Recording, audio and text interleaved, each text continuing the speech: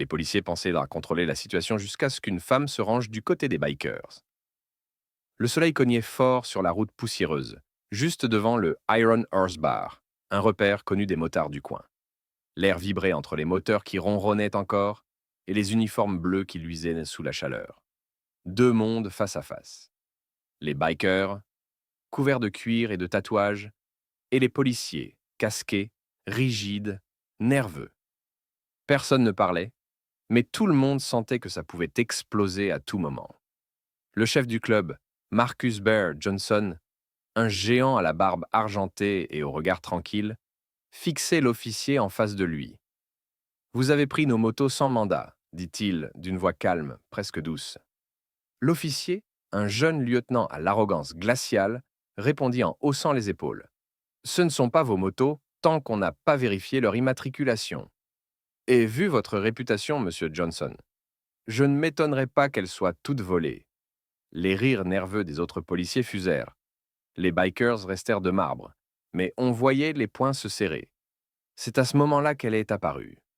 Une jeune femme noire, 25 ans peut-être, en jean clair et chemise blanche, sortit du café voisin. Ses boucles noires flottaient au vent, et dans ses yeux, il y avait quelque chose d'indomptable. Un mélange de peur et de décision. Elle s'arrêta un instant sur le trottoir, observa la scène, puis marcha droit vers le groupe. Personne ne comprit tout de suite pourquoi elle venait là. « Madame, restez en dehors de ça », lança un policier en la voyant approcher. « Ce n'est pas votre affaire. » Mais elle ne s'arrêta pas. Elle fixa le chef des bikers, puis l'officier. « Si, répondit-elle calmement, c'est mon affaire. » Un silence lourd tomba. Même le vent semblait s'être arrêté. Marcus plissa les yeux. « Vous savez au moins dans quel camp vous mettez les pieds ?» demanda-t-il doucement. « Ces hommes, ajouta-t-il en désignant les policiers, se prétendent les bons. Nous, on est juste ceux qu'ils aiment accuser. » Elle esquissa un sourire. « Oui, je sais très bien de quel côté je suis. » Le lieutenant éclata de rire. « Vraiment? Vous choisissez les bikers contre la loi? Ces types ont des casiers longs, comme des autoroutes. » Elle s'avança d'un pas, posant ses mains sur la table en métal entre eux. « Peut-être, mais je les ai vus faire ce que vous n'avez jamais eu le courage de faire. » Le silence s'épaissit encore. « Je les ai vus arrêter un homme qui frappait un gamin sur un parking. Pas avec des armes, pas avec de la peur, avec du respect. Ils ont ramené le gosse à sa mère.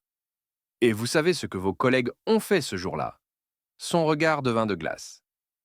Ils ont ri et sont partis. Les mots tombèrent comme des pierres. Marcus la regarda longuement, surpris. Un biker derrière lui, un grand blond, surnommé Diesel, murmura « C'est qui cette fille ?» Elle inspira profondément. « Je m'appelle Leila. Et si vous voulez leur tenir tête sans finir au poste, j'ai un plan. » Le lieutenant ricana. « Un plan? Qu'est-ce qu'une gamine comme toi peut bien savoir sur la route? Sur la loi ?» Elle tourna la tête lentement vers lui. Ses yeux ne tremblaient pas. Assez pour savoir quand la loi se trompe de côté. Marcus se leva lentement, son ombre couvrant la moitié du trottoir. Il la détailla un instant, puis un sourire discret se dessina sur ses lèvres. « T'as du cran, Leila. Dis-moi ton idée. » Elle s'approcha, baissa la voix, lui murmura quelque chose à l'oreille. Marcus resta figé quelques secondes, puis laissa échapper un rire bas, presque admiratif. « C'est risqué, dit-il. »« C'est juste, répondit-elle. Et je crois que vous aimez ça. » Le regard de Marcus se durcit. Il fit signe à ses hommes. « Préparez-vous. On va leur rendre la monnaie de leur arrogance. » Les policiers, voyant les bikers bouger, posèrent instinctivement la main sur leurs armes. Mais Marcus leva la main. « Pas encore. Pas comme ça. » Leila, elle, regardait le ciel. Un vent chaud se leva, soulevant la poussière et les papillères du sol.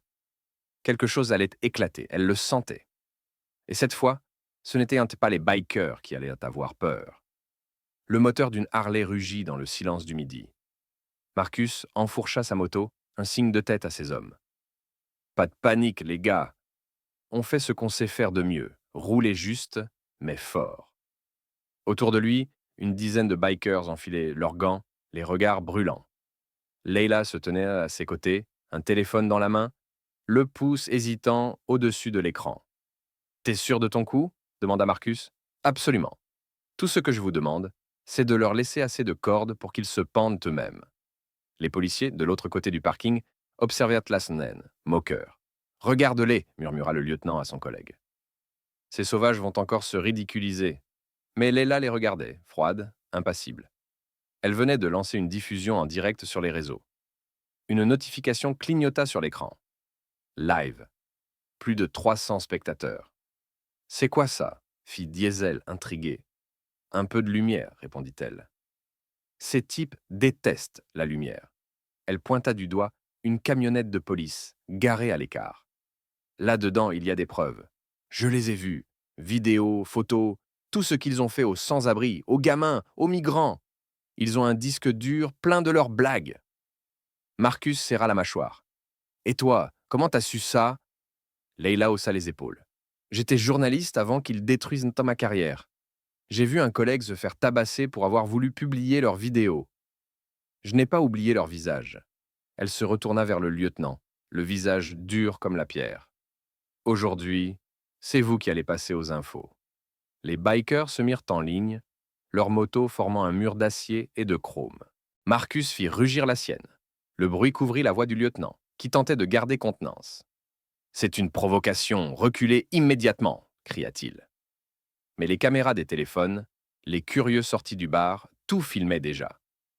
Leila, sans un mot, marcha vers la camionnette. 2 policiers lui barrèrent la route. « Vous n'avez rien à faire ici, madame. »« Si. »« Juste vérifier un truc, » dit-elle calmement, en tenant son téléphone au haut.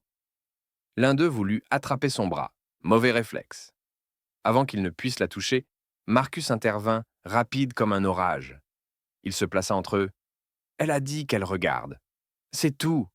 Touche-la, et c'est toi qu'on va filmer. » Le policier hésita, mais les spectateurs continuèrent d'affluer. Trop de regards. Trop de caméras. Alors, Leila ouvrit la porte arrière de la camionnette. Un instant de silence. Puis, un souffle d'horreur. À l'intérieur, des sacs pleins de dossiers, de photos d'arrestations illégales, des vidéos où l'on voyait les mêmes officiers frapper des gens à terre, rire, se filmer. Et dans un coin, un petit sac en plastique marqué « Évidences à détruire ». « C'est fini », murmura Leila. Marcus regarda autour de lui. « Ils ont voulu vous accuser de tout, hein ?» dit-il au policier, sa voix grondant. « Criminels, voyous, dangereux. Mais qui sont les vrais ?» Le lieutenant, pâle comme la craie, tenta un dernier mensonge. « Ces images sont sorties de leur contexte. Vous ne comprenez pas. » Mais Leila avait déjà branché son téléphone sur le disque dur. En quelques secondes, la vidéo passait en direct sur le live. Les commentaires affluaient à toute vitesse. « C'est où ça? Ces flics doivent être arrêtés! La fille est une héroïne! » Marcus se tourna vers elle. « Tu viens de leur mettre un miroir devant la gueule. » Leila inspira profondément. « Le problème avec les monstres, c'est qu'ils oublient qu'ils se reflètent aussi. » Un cri retentit. Un policier tenta d'arracher le téléphone de ses mains. Mais cette fois, Marcus ne bougea pas seul. Tous les bikers avancèrent d'un pas. Le sol vibra sous leurs bottes, les moteurs rugirent à l'unisson. Le lieutenant comprit que c'était fini. Les sirènes se mirent à hurler au loin, pas celles de ces hommes, mais celles des affaires internes. Quelqu'un les avait déjà alertés. Leila baissa le téléphone, les yeux fatigués mais calmes.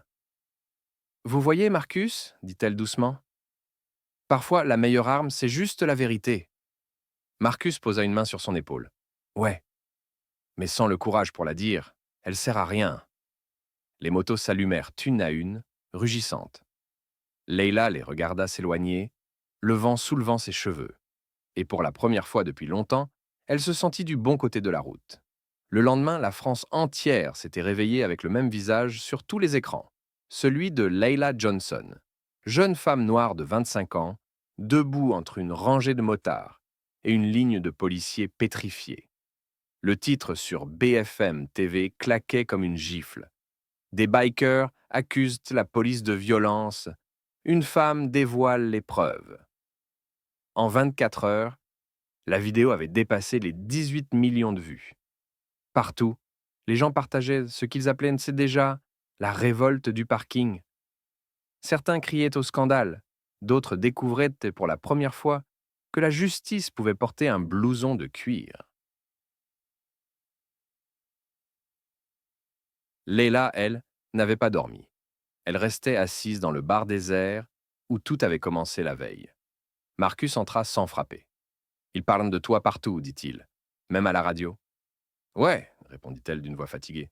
Et toi, ils t'appellent le chef des anges de la route. » Marcus esquissa un sourire. « C'est pas si faux. Tu nous as donné des ailes hier. » Il posa un journal sur la table. Sur la photo, on voyait Leila, les bras croisés, entourée de bikers. Sous le cliché, elle a défié la peur. Mais derrière la gloire virale, la peur revenait en silence. « Tu crois qu'ils vont me laisser tranquille ?» demanda-t-elle. « Non, répondit Marcus franchement. Mais t'inquiète pas.